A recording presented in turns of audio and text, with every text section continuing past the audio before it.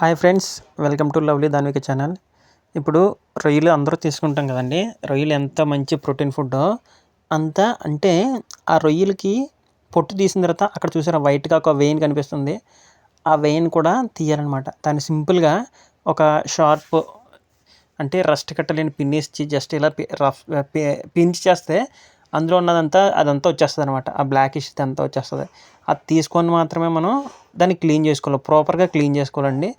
రొయ్యలు పొట్టు తీసేసిన తర్వాత అందులో పసుపు వేసుకొని క్లీన్ చేసుకుంటే ఇంకా మంచిదండి.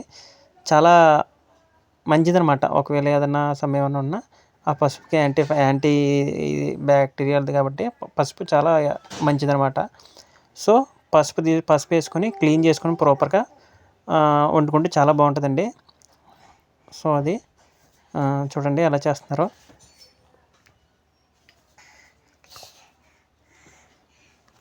సో ప్రతి ఒక్క రొయ్యకి కూడా కొంచెం ఓపికతో అన్ని రొయ్యలకి కూడా మనం అలా తీసుకోవాలండి. తీసుకోగలిగితేనే మనం దీన్ని కరెక్ట్గా తీసుకోవాలి.